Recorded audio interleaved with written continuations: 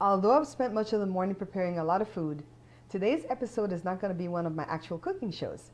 Instead, I want to share with you the natural method that I use to get rid of my persistent heartburn forever. You're watching The Bear Pantry Show.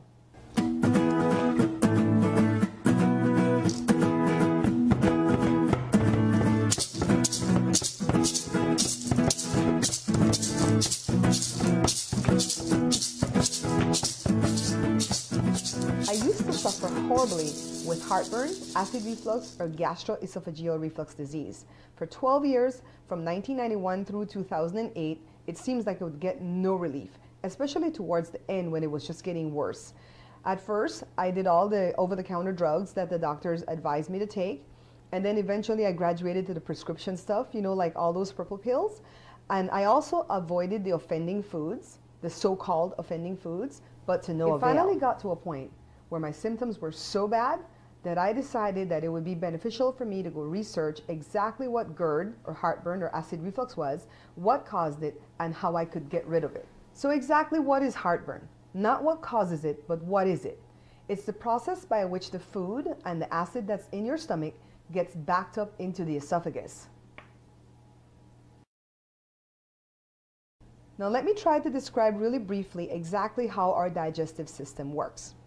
It works on 4 tracks: the esophagus, the stomach, the small intestine, and the large intestine, which is the colon. Now these 4 tracks are separated by muscles called sphincters. The sphincter that separates the esophagus from the stomach is known as the LES, or the lower esophageal sphincter. Now normally when the sphincter is operating correctly, it stays tightly shut. That is until we swallow. So let me tell you how it works. We chew the food, we swallow it through the food tube or the esophagus, and then when it gets to the sphincter, it opens up and it squeezes through a peristaltic type motion that squeezes the food into the stomach. So as you can see, the esophagus or the LES does not chew the food.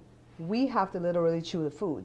Once it gets past our teeth, there's nothing that the food tube and the LES can do before it gets into the stomach to get it digested. So the next important question is, exactly why does heartburn occur?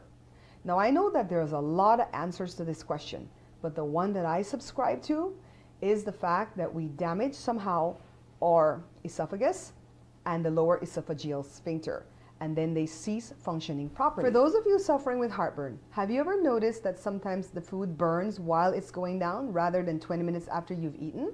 Let me show you why. So on this side of my counter, I have some of the foods that we eat on a normal basis. Now I'm not saying that these foods are bad for you, but I'm just describing how I believe our esophagus and the sphincter got damaged. Look at this. These are almonds. They're very hard. If you don't chew them properly, they will go down into the esophagus and cause scars and cuts and fissures and open wounds. Look at this cereal. I want to show you a test. Now this is this dry cereal without the milk. Now remember that our esophagus and the stomach does not chew the food. So if we chew this partially and we swallow it, then of course it's going to go down in shards and it's going to damage our esophagus. So take a look at this. Let's say I didn't chew it, right? That's the squeezing motion that the sphincter uses to push the food into the stomach. So see, let me open my hand and show you. You see all those shards? Let's say this was just partially chewed. Then there's nothing the sphincter can do but squeeze it. And then that's what happens. It doesn't go down smoothly. Now let's take like the popcorn, for example. The same thing, see? If I chewed it partially and then the sphincter squeezes it to pushes it through to the stomach, then of course you're gonna get these big chunks. The same thing with these crackers, especially the multigrain and the whole grain ones that we're supposed to eat. See? See? And you know you've chewed it a little bit, right? But I'm just saying if you had these shards and this is all the sphincter can do, then what else is going to happen but these pieces right here are going to go and it's going to cut inside your food tube, because the lining of the food tube is very tender and sensitive, kind of like the lining in your mouth. And of course, look at bacon. Can you imagine how much trouble we would have if we didn't chew this correctly? And this, I'm not even going to try squeezing this because I'm probably going to get a cut in my hand. So these are the type of foods, to me, that causes the damage initially. So now let's move on to what happens after the damage occurs. Now, a lot of people will tell you to use apple cider vinegar to fix the digestive problems, right? Well, imagine if this were my esophagus right here, this skin. Imagine I had a cut because one of these harsh, crunchy foods cut me. Imagine if I poured this vinegar on top of that cut. Don't you think it would burn? So now that we know what causes the damage, let's move on to how we can fix the problem. So here I've prepared a bunch of foods that we can actually eat while we're going through the healing process, okay? So this is just bland soup, and I did it with potatoes and some cabbage, and you could put noodles, but make sure it's not spicy. Here I've got some tuna that I just made with mayo. This is some pasta with broccoli and chicken, and it's not spicy. Plain old white bread, raisins, vanilla ice cream, not chocolate because of the acid from the chocolate, okay? And I've got a batch of broccoli and cauliflower and carrots. Of course, you want that to be steamed so it could be soft. And over here on this platter, we have good old avocado, cucumbers, celery. Now, the celery is kind of hard, so you're going to have to chew this really well. And the cabbage, I would suggest that you steam it. And I have one more thing. Let me see if I can move all this out the way really, really quickly. Oh, I forgot to show you. We have apple, which is really good for your digestion. It's even good if you have asthma. And we have banana. So those are called low acidic foods, okay? Those are low acidic foods. Now let me show you this one. I kept this off to the side because a lot of people, even though this is a low acidic fruit, a lot of people do experience a lot of problems when they're having heartburn or GERD when eating watermelon. So you're going to have to test it to see if you're one of those, okay? I know when I was going through my problem, I did have trouble with watermelon. Now remember at the start of this video, I promised you that I was going to share with you the natural food that I use to get rid of my heartburn. So here it is, really raw honey. This is my little miracle in a jar. So let me show you what our honey looks like. See? It still has the hive in it. Let me see what the jar says.